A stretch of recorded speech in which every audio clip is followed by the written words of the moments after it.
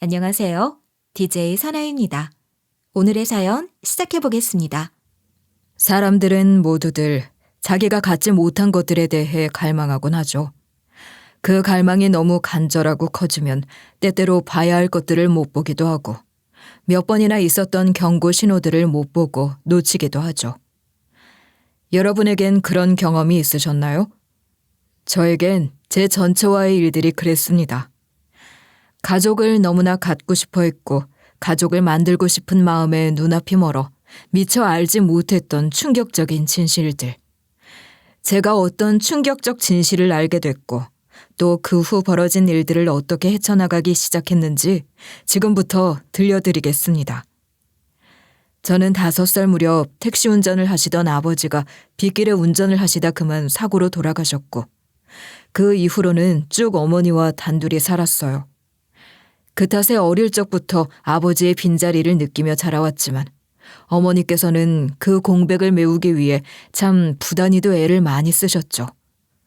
전 비록 편모 가정에서 자랐지만 따뜻하고 헌신적인 어머니 덕에 외롭지 않게 자랄 수 있었어요. 하지만 그런 어머니마저 제가 21살 되던 해에 지병으로 돌아가시고 말았고 이미 성인이 된 후이긴 했지만 너무 큰 상실감과 외로움을 느끼게 됐던 게 여전히 생각나요. 나 이제 정말 혼자구나, 고아구나. 그런 생각에 서러움과 서글픔이 밀려왔죠. 아마 그때부터 전 가족에 대한 갈망이 더 강해졌던 것 같아요. 사랑하는 사람과 안정적인 가정을 꾸리는 것이 제게 가장 중요한 목표가 되었죠.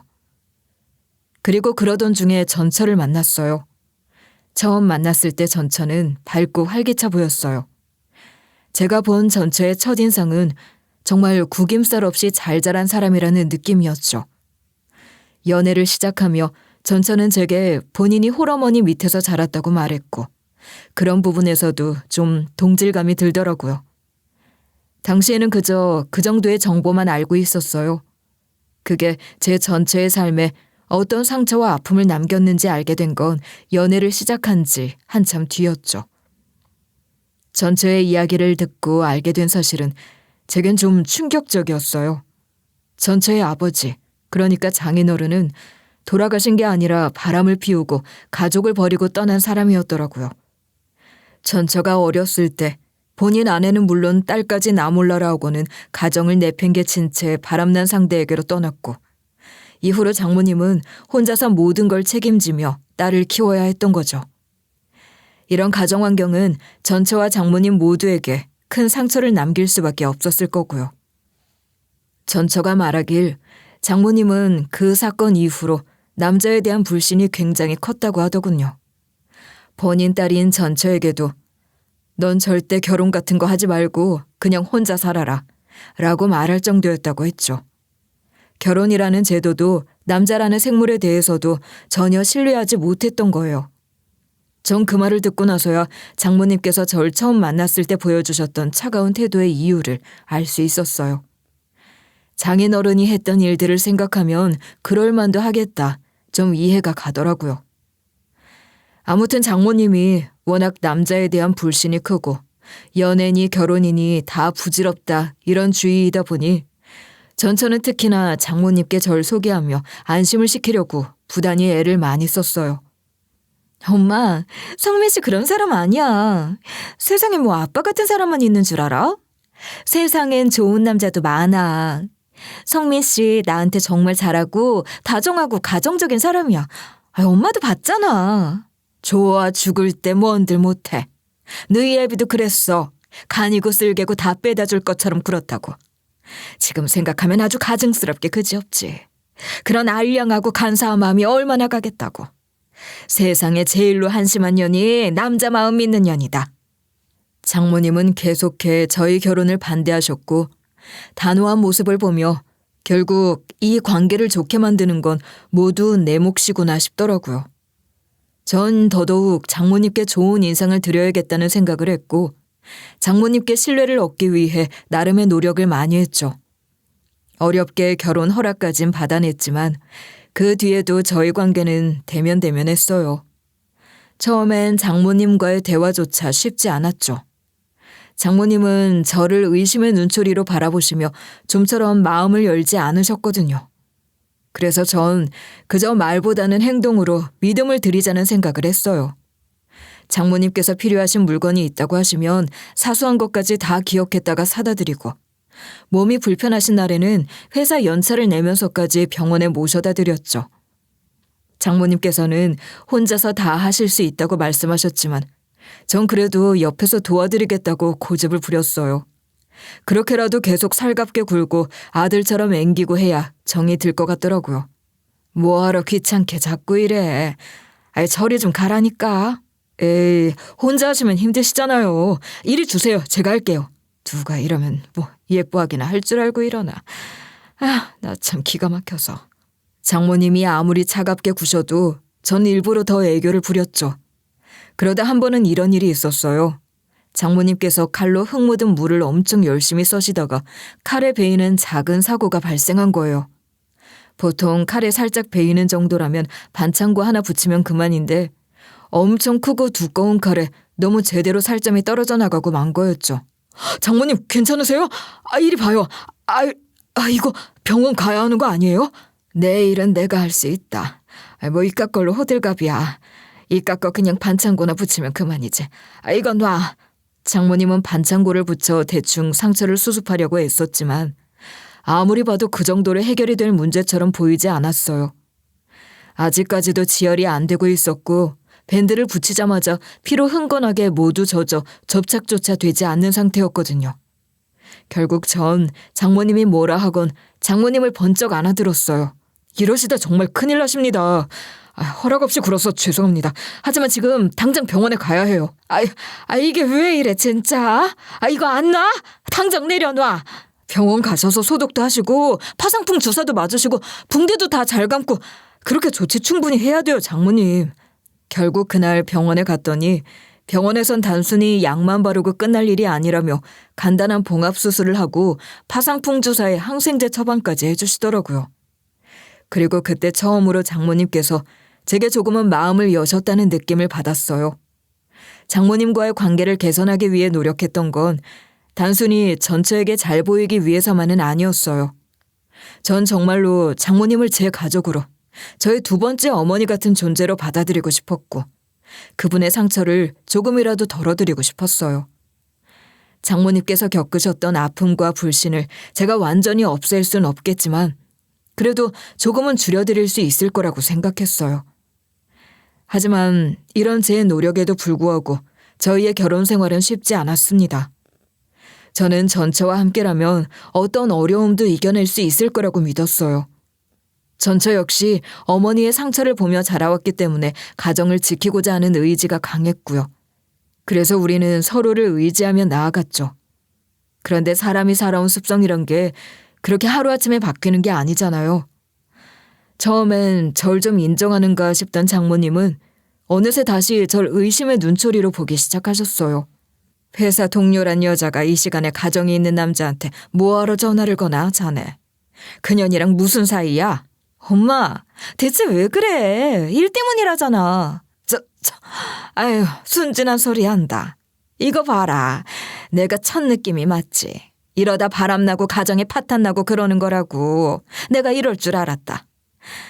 하여간 겉으로 알랑거리면 뭐하나. 뒤에서는 다 저런 짓들을 하는 게 사내 새끼란 족속들인데.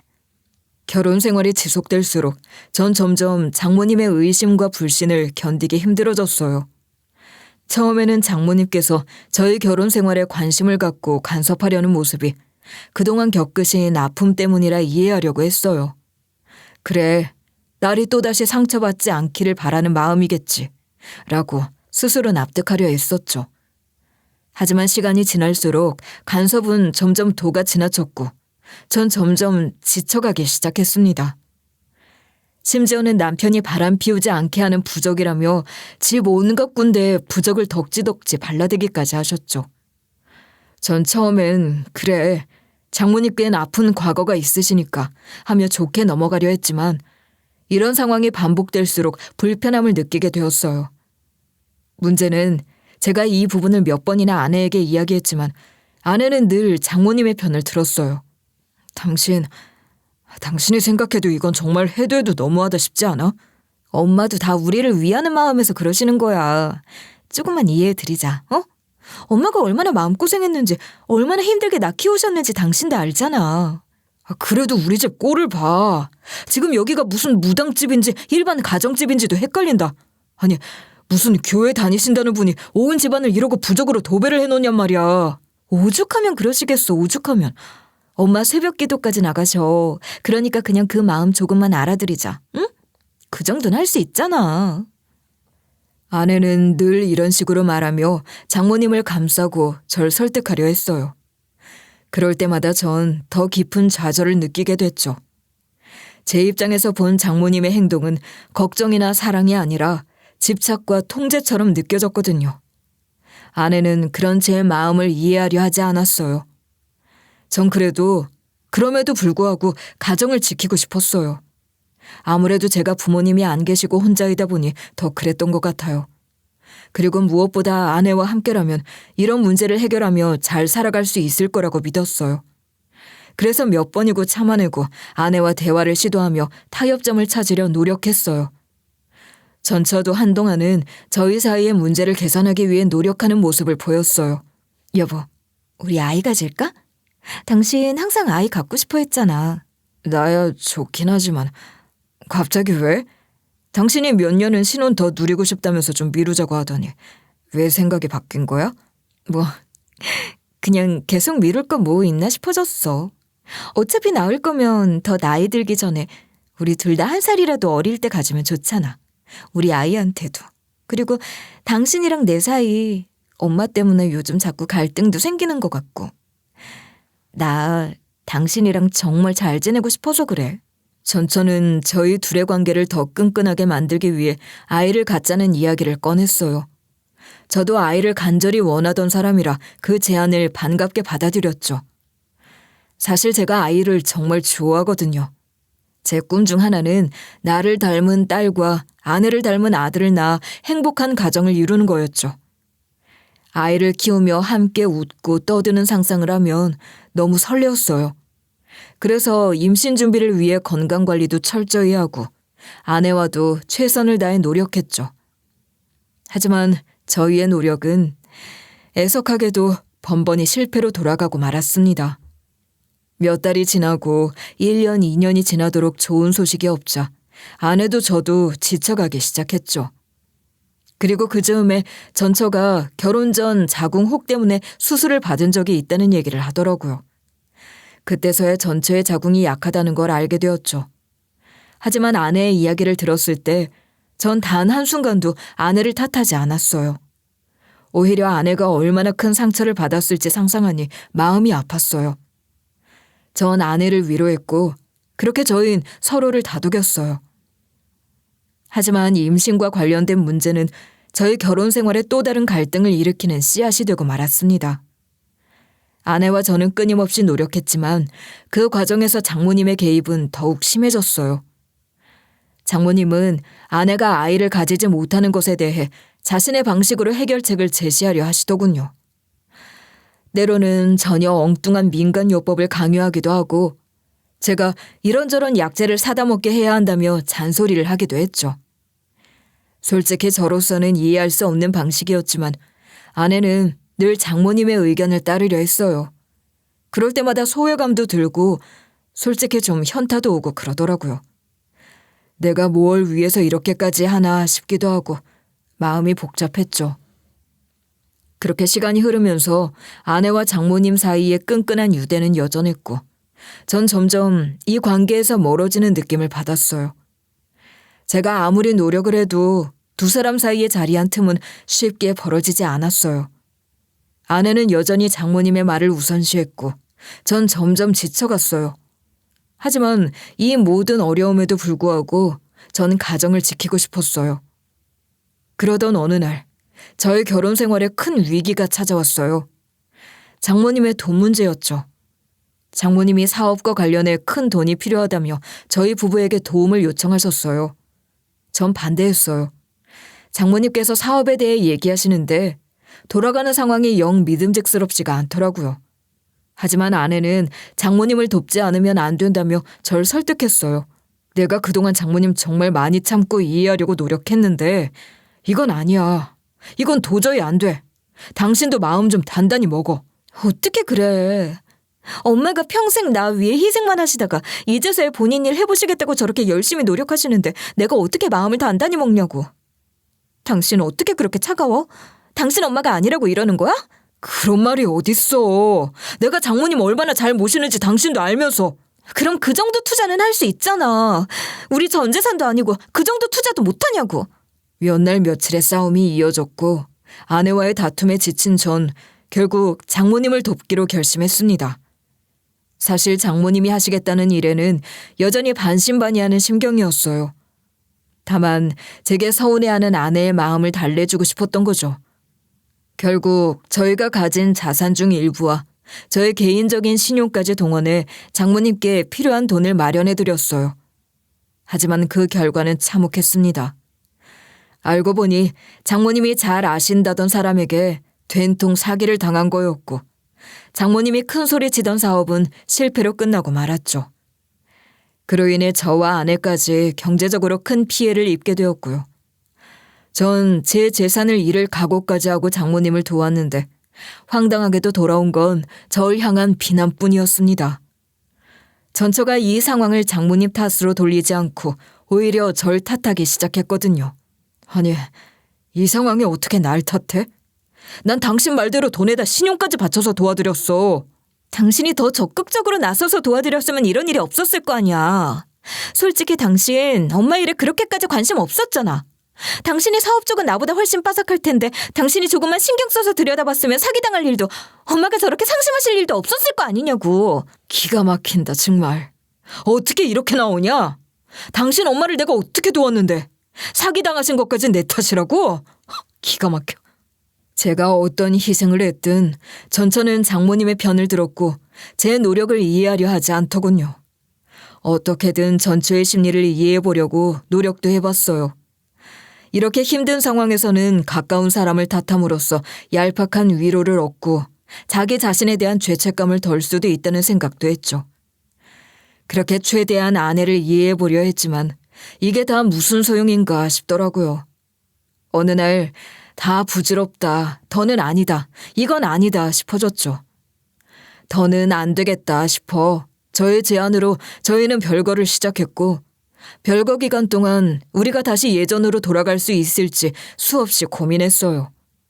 하지만 시간이 지날수록 전체와의 거리는 더욱 멀어졌고 결국 협의 이혼이라는 결론에 도달하게 되었습니다. 그렇게 전처와 이혼한 지 6개월쯤 지난 무렵이었습니다. 저는 이전에 결혼 생활을 하며 살았던 동네를 다시 찾게 되었어요. 예전에 이 동네에서 알고 지냈던 형님을 우연히 만나 잠시 이야기를 나누다 헤어졌죠. 그러고선 차를 공영 주차장에 세워놓고 있었는데 주차장으로 가는 길에 제가 알고 있던 지름길로 들어서게 되었어요. 예전에 살던 곳이라 익숙했던 골목길이었죠. 그 골목길을 걸으며 오랜만에 떠오르는 추억들에 잠시 잠겼었는데 문득 눈앞에 쓰러져 있는 누군가가 보이더라고요. 뭐야? 저기요, 괜찮으세요? 어디 아프세요? 누가 좀 도와주세요. 저기요, 어디 다영 씨, 당신 여기 왜 이러고 있어? 괜찮아? 어떻게 된 거야? 처음엔 그냥 누군가 길에서 다친 건가 싶어 가까이 다가갔어요. 근데 놀랍게도 제 전처인 거예요.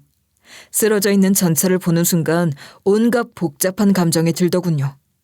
하지만 전처의 고통스러운 얼굴을 보니 당장 이 상황을 외면할 수 없었어요.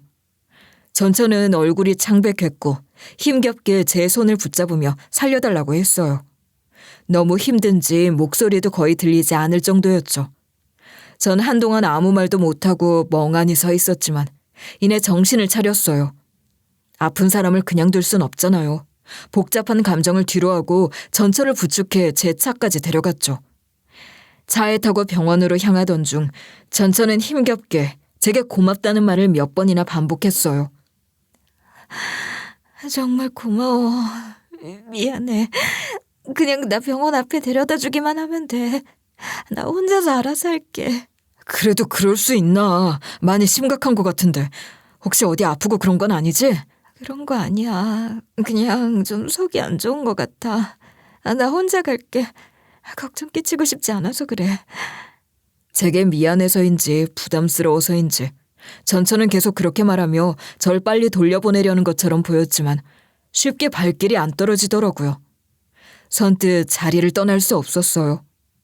아무리 이혼한 사이더라도 지금은 위급한 상황이었잖아요. 결국 병원에 도착해서 전처를 응급실로 데려다 주고 나서도 전 자리를 뜨지 않았어요. 보호자 신분으로 병원에 남아 상황을 지켜보려 했죠. 그런데 그렇게 앉아있다. 문득 내가 여기 계속 머무는 게 오히려 부담스러울 수도 있겠다는 생각이 들더라고요. 게다가 이혼한 사이인데 이렇게까지 신경 쓰는 게 맞는 걸까 싶기도 했고요. 아무래도 그냥 가는 게 낫겠다 싶더라고요. 그렇게 자리를 떠나려고 일어서는 순간 응급실 쪽에서 갑자기 뛰쳐나온 간호사가 절 향해 다급히 외쳤어요. 저기요, 주다영 씨 보호자분, 지금 잠깐 와보시겠어요? 네? 왜 무슨 일 있나요? 일단 빨리요. 지금 환자 상태가 위급해요. 간호사를 따라 급히 응급실로 들어가 보니 전처가 침대에 누워 있었어요. 그런데 의사가 충격적인 말을 하더군요. 전처가 만삭이라는 거예요. 제 귀를 의심했습니다. 몰랐단 말입니까? 거기다 이렇게 배에다 압박 붕대를 칭칭 감고 있었어요. 이것도 몰랐습니까? 아니, 왜, 어떻게 이런... 만삭이라니 말이 안 되잖아요. 저희가 이혼한 지 고작 6개월밖에 되지 않았는데 전처가 임신한 사실을 저에게 숨겼던 걸까요? 저 아이가 내 아이일 수도 있다는 생각이 들자 머릿속이 더 복잡해졌어요. 이런 의문과 혼란 속에서도 전 결국 정신을 다잡고 전처의 상태를 확인해야 한다고 생각했어요. 전처는 양수가 터진 상태라 위급했지만 다행히 병원의 긴급 처치가 이루어지고 있었습니다. 일단은 전처가 이런 상황에 놓이게 된 이유도, 배를 압박했던 이유도, 아이에 대한 진실도 아무것도 알 수 없었지만 당장은 그런 모든 것들을 뒤로하고 이 사람이 무사하기만을 바랄 뿐이었죠. 일단 이럴 시간이 없습니다. 너무 압박이 심해서 예정일보다 좀 빠르게 양수가 터진 것 같은데 상황이 심각해요. 산모 상태가 매우 좋지 않습니다. 태아도 위험한 상황이고요. 수술로 아이를 낳아야 할 것 같습니다. 순간 머리가 멍해지더군요. 제가 뭐라고 대답했는지도 기억이 잘 나지 않을 정도였어요. 그냥 무의식적으로 고개를 끄덕이며 알겠습니다. 수술해 주세요. 라고만 했던 것 같아요. 그렇게 의사는 긴박하게 움직였고 일동이 분주하게 준비를 시작했습니다. 전 수술실로 들어가는 전처를 바라보며 아무 말도 하지 못했어요. 그저 무언가를 해야 한다는 막연한 생각뿐이었죠. 전처의 창백한 얼굴이 문득 떠오르며 마음이 복잡해졌어요. 수술실 앞에서 대기하던 시간은 정말 억만겁처럼 길게 느껴졌습니다. 의사가 전처의 상태에 대해 몇 가지를 물었지만 제가 아는 게 별로 없었기 때문에 별다른 도움을 줄 수 없었어요. 그도 그럴 게 이혼 후 연락을 하고 지내지도 않을 뿐더러 전처의 임신 사실 역시 방금 전에야 알았으니까요. 전 그저 괜찮아질 거야. 둘 다 무사할 거야. 라는 스스로 거는 주문 같은 말만 되뇌었죠. 하지만 마음 한편으로는 무언가 이해되지 않는 점들로 가득했어요. 왜 이 사실을 지금까지 몰랐을까? 왜 나한테 말을 안 했을까?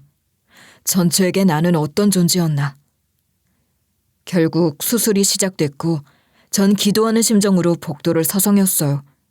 머릿속은 온갖 생각들로 가득 찼지만 정작 아무것도 정리되지 않았어요. 그렇게 몇 시간이 지난 후 수술실 문이 열렸습니다. 의사가 나와 긴장된 표정으로 절 불렀어요. 다행히 산모는 위험한 고비를 넘겼습니다. 태아도 무사히 태어났고 태아가 자궁 내에서 눌려 장기 손상이 우려되니 일단은 추가적인 검사와 치료가 필요하겠습니다. 감사합니다. 감사합니다. 정말 감사합니다. 의사는 이어서 태아 상태에 대해 설명했지만 솔직히 그 순간 아무것도 들리지 않았어요. 그저 무사하다는 말만 귀에 맴돌았죠. 잠시 후 의사가 절 신생아실로 안내했어요. 전 그곳에서 제 아기를 처음 보게 되었어요. 투명한 인큐베이터 안에 누워있는 작고 연약한 생명을 보자마자 제 가슴이 먹먹해졌어요. 아이는 정말 작고 아직 세상과 맞설 준비가 안 된 것처럼 보였지만 동시에 그 모습에서 엄청난 생명력을 느꼈어요. 아이를 본 전 그대로 바닥에 주저앉아 오열했어요. 울음이 터져 나오는 것을 멈출 수가 없었어요. 눈물로 앞이 흐려질 정도였죠. 전처가 이렇게까지 긴박한 상황에 놓이도록 난 대체 뭘 하고 있었나 하는 자책이 밀려왔고 스스로에 대한 분노와 혼란, 또 아이가 무사히 태어났다는 안도와 기쁨이 뭐라 형언할 수 없이 뒤엉켜 전 스스로 주체하지 못할 정도로 꺽꺽대며 울었어요. 제 입으로 내는 소리에 제 자신이 놀랄 정도였지만 도저히 주체가 되지 않더라고요. 보호자님! 일단 정신 좀 차려보세요. 여기서 이러시면 안 됩니다. 일어나세요. 미안해. 내가 미안해.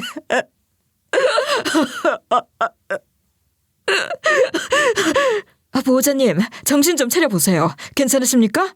간호사들과 의사들이 놀라서 다가오며 괜찮냐, 정신 차려라 따위의 말들을 했지만 제겐 웅얼거리게 들릴 뿐이었고 꼼짝도 할 수 없었어요. 미안해, 잘못했어, 고마워 따위의 말들이 계속 제 입에서 튀어나왔고 한참을 혼비백산한 채로 있었죠. 한참 후에야 전 겨우 정신을 차리고 좀 진정이 된 후에야 온 매무새를 가다듬고 전처가 있는 병실로 갔어요. 전처는 수술 후라 몹시 피곤해 보였지만 절 보자마자 눈물이 터졌어요. 전 감정을 억누르고 조용히 물었습니다. 미안해. 정말 미안해. 우리가 별거 시작한 지 한 달쯤 지난 후에야 알았어. 내가 임신한 걸. 그때가 이미 5개월이었어. 원래 생리불순이 있어서 임신한 걸 눈치채지 못했는데 갑자기 입덧이랑 복부 팽창 같은 여러 임신 징후가 느껴져서 혹시나 하는 마음에 병원에 가보니까 그때 이미 너무 늦었더라고. 애가 많이 컸었어. 흘려보내기에는 너무 늦었다고 했어. 그럼 나한테 말을 했어야지.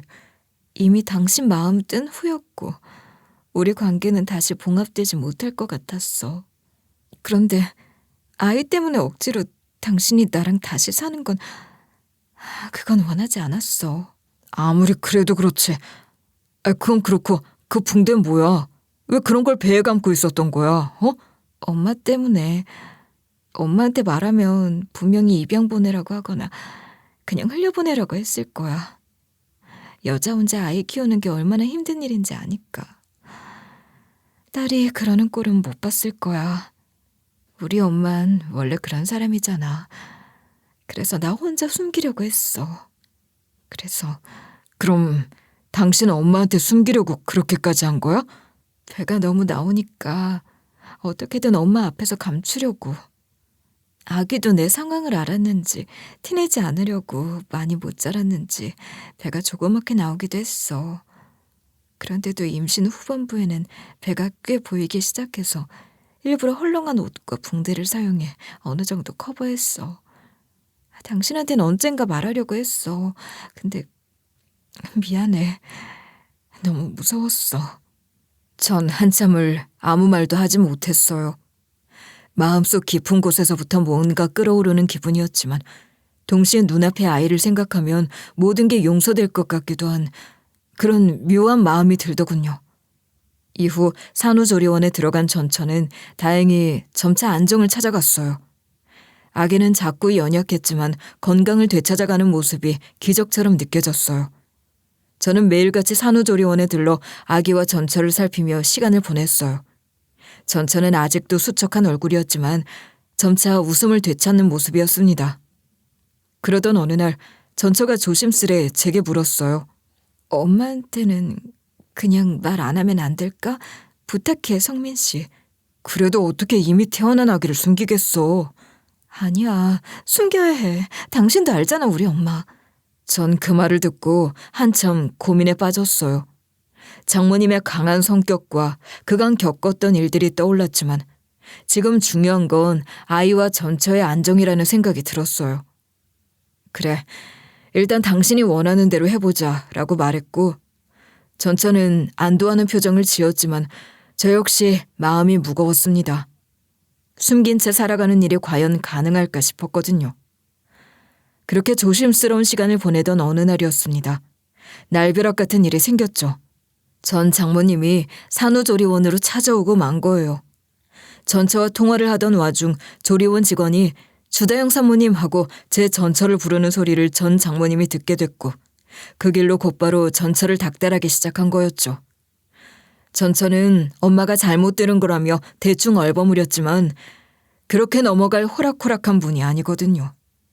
결국 온갖 난리를 친 끝에 전처는 사실을 실토할 수밖에 없었죠. 자초지종을 알게 된 전 장모님은 즉시 산후조리원으로 달려왔고 문 앞에서 얼굴을 보자마자 절 발견한 전 장모님의 눈엔 분노가 차 있었습니다. 장모님은 절 보자마자 눈이 날카롭게 번뜩이더니 곧장 손을 들어 제 뺨을 내리쳤어요. 너무 순식간에 일어난 일이었고 산후조리원의 복도는 순식간에 고요해졌죠. 전 장모님의 벼락 같은 호통에 일순간 모두가 저희를 바라봤습니다. 이혼한다고 별거하자고 할 땐 언제고 내 딸을 깨어내서 네 욕구나 풀었니? 이 못된 놈아. 어떻게 이렇게 비열할 수가 있어? 내 딸이 혼자 임신해서 고생한 거 생각하면 억장이 무너진다. 내가 너 같은 놈을 사위로 들이다니. 내가 죽을 때까지 땅을 치고 후회할 거야. 엄마, 제발 그러지 마. 다 끝난 일이야. 내가 선택한 거야. 이 사람 잘못 없어. 이 사람한테 그러지 마. 이 바보 같은 년. 이 순에 빠진 년. 내가 그러길래 뭐라 그랬어. 남자 새끼 믿는 거 아니라고 했지? 너 어째 또 이 애미 팔자를 따라가려고 그래. 왜? 뭐 좋은 팔자라고 내 팔자를 따라가. 너도 너 혼자 애 키우느라 평생 아까운 청춘 다 날려보내려고 그래? 왜 그래 엄마? 내가 왜 엄마 팔자를 따라가? 나한텐 성민 씨가 있잖아. 성민 씨 어디 안 가고 지금 여기 있잖아. 어? 이혼한 남편 놈이 잘도 돕겠다. 지 새끼도 버리고 떠나는 게 사내 새끼들이야. 근데 이혼까지 안 마당해. 아이고 퍽이나. 장모님, 전 다릅니다. 장인어른처럼 무책임하게 굴지 않아요. 제 아이 어떻게든 책임지겠습니다. 다영이도 제가 끝까지 책임질 겁니다. 저희 비록 이혼했지만 나쁘게 헤어지지 않았어요. 아이와 다영이 위해서라면 제가 할 수 있는 모든 걸 다 할 겁니다. 믿어주세요. 이후 셋 모두 진정이 된 상태에서 저희는 오랜 얘기를 나눴고 저는 이미 태어난 아이를 전처 혼자 키우게 할 수는 없지 않느냐고 전 장모님을 설득하기 시작했죠. 전 장모님도 전처를 혼자만의 힘으로 어렵게 키운 사람이라 그 얘기엔 마음이 흔들리시더라고요. 결국 오랜 상의 끝에 저희는 다시 한 집에서 살기로 결정했어요. 뭐 다시 법적으로 재혼을 할지 말지 그런 것의 여부는 2차적인 문제였어요. 아직 저희 둘의 관계는 서먹했고 어떤 식으로 이 문제를 풀어나가야 할지 결정짓지 못한 상태였지만 그래도 한 가지 확실한 건 저희 두 사람 모두 아이에 대한 책임이 있는 부모라는 사실이었죠. 아이에 대한 책임감만은 둘 다 확고했고 그 부분에 대해선 이견이 없었습니다. 아이 때문에 갑작스럽게 다시 혼인신고를 하는 건 너무 섣부른 결정 같았고 우선은 전처 밑으로 아이 출생신고를 한 뒤 둘이 다시 합치거나 하는 문제는 시간적 여유를 두고 천천히 생각하고 의논해 보기로 했죠. 전 전처와 아이와 함께 살 수 있는 집도 알아보기 시작했어요.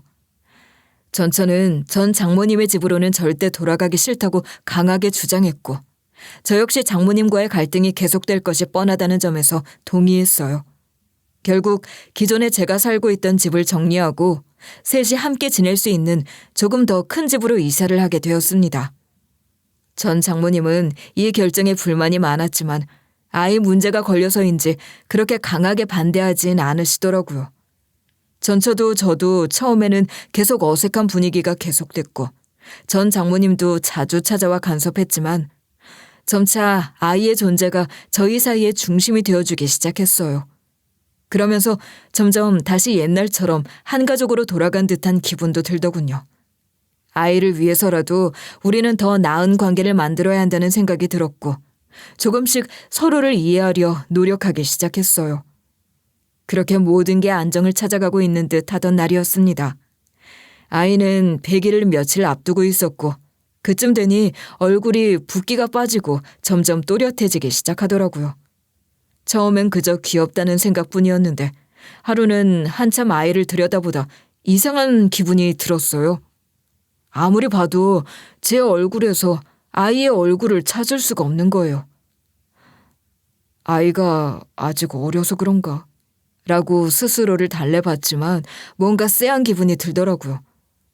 얼굴만이 아니라 손가락이나 눈매 같은 작은 디테일까지도 저와는 너무 다르다는 생각이 들었거든요. 너무 지나치게 절 닮지 않은 아이, 전체가 배에 감고 있던 붕대, 그날의 상황들. 의심은 쉽게 가시지 않았어요. 지금까지는 매일같이 울어대는 아이와 전쟁을 치르느라 정신이 없었는데 찬찬히 생각을 해보면 해볼수록 이래저래 너무 앞뒤가 안 맞고 이상한 지점들이 많다 싶은 거예요. 한번 자란 의심은 걷잡을 수 없이 커지기 시작했습니다. 그러다 문득 전처가 아이가 태어난 이후로 자주 피곤하다고 핑계를 대며 제게 이런저런 질문을 피했던 모습이 떠올랐어요. 점차 의심이 꼬리에 꼬리를 물었고 전 더 이상 참지 못하고 친자 검사를 진행하기로 했어요. 전처에게는 당연히 알리지 않았죠. 몰래 아이의 샘플을 얻었고 친자 검사를 의뢰했습니다. 결과지를 받던 날 병원 문을 나서는 제 손은 주체할 수 없이 떨리고 있었습니다. 봉투를 열어 결과를 확인한 순간 눈앞이 하얘졌습니다. 아이는 제 친자가 아니었습니다. 문장이 또렷하게 눈에 들어왔어요.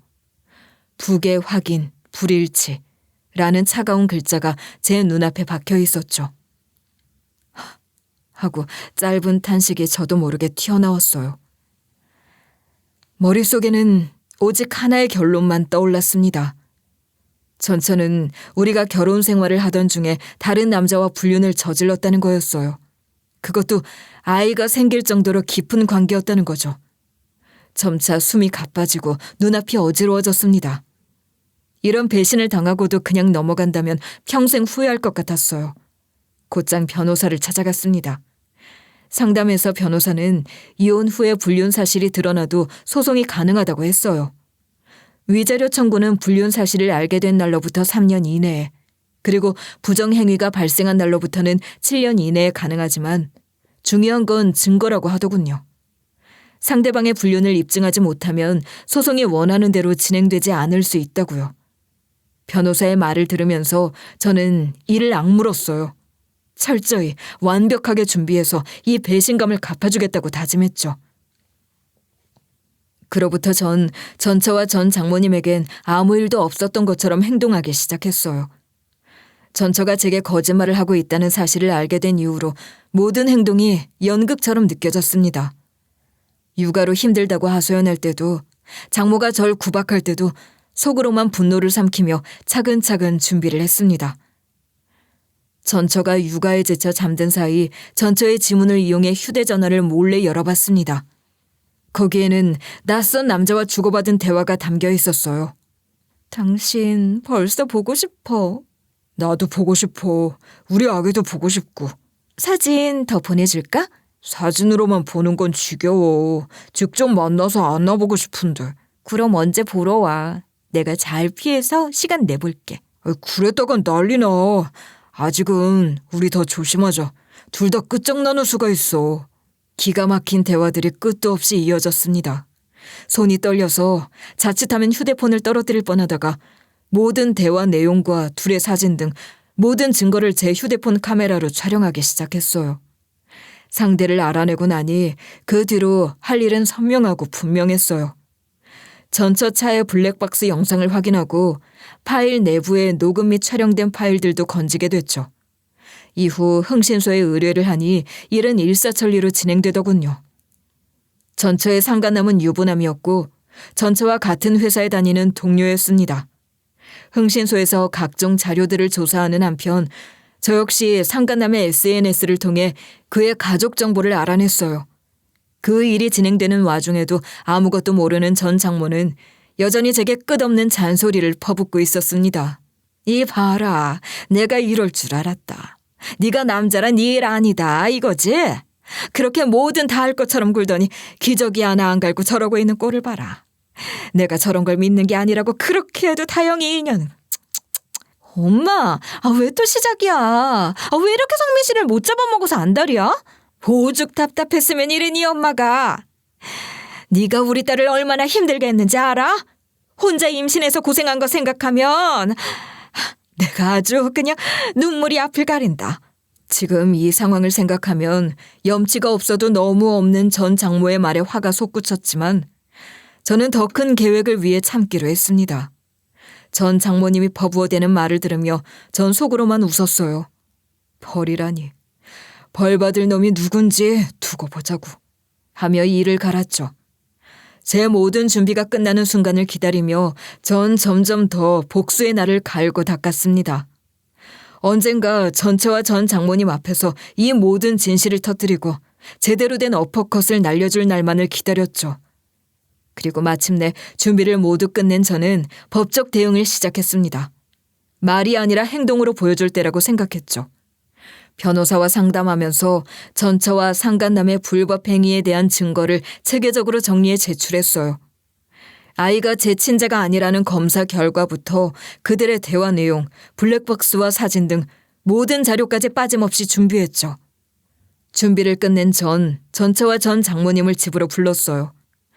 전처는 별다른 의심 없이 아기를 안고 왔고 전 장모님 역시 평소처럼 표정이 싸늘했죠. 집에 들어오자마자 절 노려보면서 쏘아붙이더군요. 자넨 오늘 하루 종일 뭘 하고 다녔나? 다영이 혼자 애 보느라 죽어가는 건 보이지도 않아? 남자가 돼서 애 하나 보는 게 그렇게 힘든가? 네, 아주 고생이 많았겠네요. 전처는 아기를 돌보면서 조용히 앉아 있었고 그 모습이 이제는 너무 가식적이고 역겨워 보이더라고요. 전처가 아기의 머리를 쓰다듬으며 환히 웃는 모습을 보이는데 그 이면에 숨겨진 진실이 떠올라 견딜 수 없었어요. 숨을 깊게 들이마셨죠. 이제는 끝낼 시간이구나. 전 입을 열었습니다. 찔리는 게 있어서인지 전처의 눈엔 순간적으로 불안한 기색이 얼굴에 스치더군요. 전 그들이 앉아있는 거실 테이블 위에 두꺼운 파일을 꺼내놓았어요. 그동안 모은 증거들이라며 두 사람 앞에 파일들을 내놓자 두 사람은 의아한 듯 들여다보기 시작했어요. 하지만 이내 그게 뭔지 눈치챈 전체의 얼굴은 창백해졌죠. 사태 파악을 못한 전 장모님은 한쪽 눈썹을 치켜세우며 코웃음을 쳤고요. 무슨 증거? 네가 무슨 대단한 걸 찾았다고 그러는 거야? 첫 번째 증거는 이거예요. 친자 검사 결과입니다. 장모님, 축하드려요. 장모님 손자의 아빠는 제가 아니네요. 아주 잘 됐죠? 안 그래요? 가뜩이나 저 싫어하시고 마음에 안 들어 하셨을 텐데 새사위 얻으시겠네. 전처는 숨을 들이마신 채 얼어붙었고 전 장모는 손을 들어 보고서를 낚아채더니 파일을 읽기 시작했어요. 손이 부들부들 떨리기 시작하는 게 보였죠. 얼마 뒤 보고서를 테이블 위에 내던지며 소리를 지르더군요. 이게 무슨 소리야? 거짓말이지? 더 흥미로운 건 그 다음이에요. 여기에 따님이 결혼한 유부남이랑 주고받은 대화 내용들. 이거 보이시죠? 사진들도 아주 많은데 이것도 보셔야죠. 재미난 구경을 하나라도 놓치시면 안 되죠. 성민 씨, 그게 아니야. 그 사람은 그냥 회사 동료고. 회사 동료? 넌 회사 동료랑 자기 여보 아냐? 회사 동료랑 끌어안고 이러고 있어? 아기 사진을 주고받고 너랑 너무 닮았어 같은 얘기를 해? 너 아주 날 개등신 호구로 보는구나. 제가 전체의 뻔뻔함에 화를 내던 찰나 전체의 몸이 앞으로 팍 고꾸러졌어요. 전 장모님이었죠. 전체의 머리를 입는 힘껏 내리친 뒤 미친 듯이 소리를 지르기 시작하더군요. 네가 어떻게 이런 짓을 해? 이게 다 뭐야? 너 어떻게 너희 아빠랑 똑같은 짓을 하냐고. 내가 그 불륜 때문에 얼마나 힘들었는지 모르니? 그런데 네가 그 짓을 똑같이 해? 네 엄마가 얼마나 평생을 힘들어했는지 알면서 어떻게 그런 인간도 아닌 짓을 해? 네가 그러고도 사람이야? 엄마 미안해. 내가 정말 잘못했어. 나도 외로워서 그랬어. 외로워? 너 좋아 죽겠다고 맨날 욕해대는 나한테까지 배알도 없이 굴던 네 남편을 두고 외로웠어? 너 하나 때문에 별지랄을 다 하면서 부적까지 떼다 오던 네 애미를 두고 외로웠어 네가. 그래서 남편 두고 딴 놈이랑 바람이나? 그것도 가정이 있는 놈을? 내가 널 이렇게 가르쳤어? 엄마, 잘못했어. 내가 정말 잘못했어. 엄마라고 부를 것도 없다. 난 이제 너 같은 딸년 둔 적 없어. 남의 가정 깨고 파탄내는 불륜녀 같은 년 내 딸로 인정 못한다. 자, 둘 사이의 일은 둘이 알아서 하시고 저는 제 계획이나 빨리 알려드릴게요. 두 분 다 준비할 게 많으실 거니까. 주다영 씨, 당신한테 바로 위자료 청구 소송 들어갈 겁니다. 준비하시고요. 저의 엑스 장모님, 그쪽은 이제 그냥 빠져주세요. 신경 쓰지 마시고. 제 말이 들리기나 했는지 전 장모님은 그냥 정신을 잃은 사람처럼 중얼중얼대기만 하더군요. 이게 어떻게 우리 딸이 이런 짓을. 내가 이런 일을 겪으려고 지금까지 살아온 거야? 그럴 리 없어. 그럴 리가. 하며 미친 사람처럼 넋이 나간 채 중얼거리기만 했죠. 전처는 그저 울면서 고개를 숙였고 전 장모는 자리에 앉아 아무 말도 못했고 그렇게 거실에는 전처의 울음소리와 전 장모의 탄식만이 계속될 뿐이었습니다. 저는 더 이상 그들에게 들을 말이 없었어요.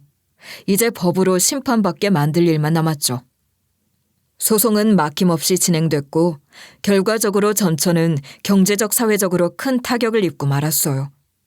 회사에서는 두 사람의 사내 불륜 사실이 알려지면서 이미지가 심각하게 손상되었다고 판단했고 원래 육아휴직 상태였지만 회사에서는 이미지 손상을 초래한 점과 회사 규정을 위반한 점을 이유로 징계위원회를 열었다고 했죠. 상간남 역시 상황은 좋지 않았어요.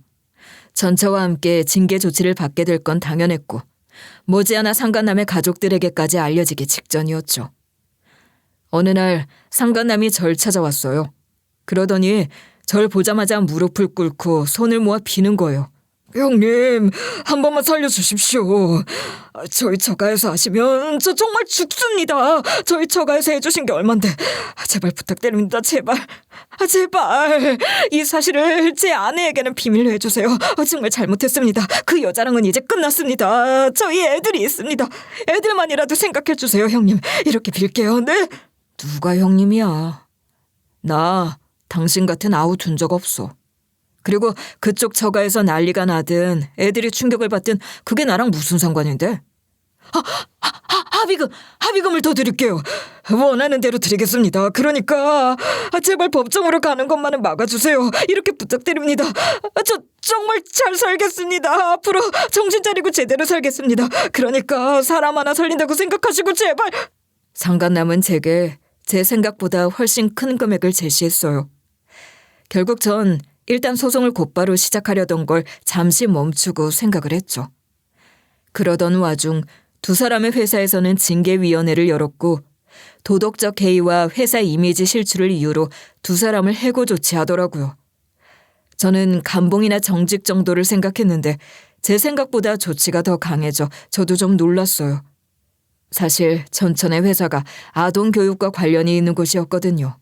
그렇다 보니 이런 일이 미칠 파장이나 이미지 때문인지 아무리 사적인 일이었다고 해도 얄짤없이 해고까지 하더라고요.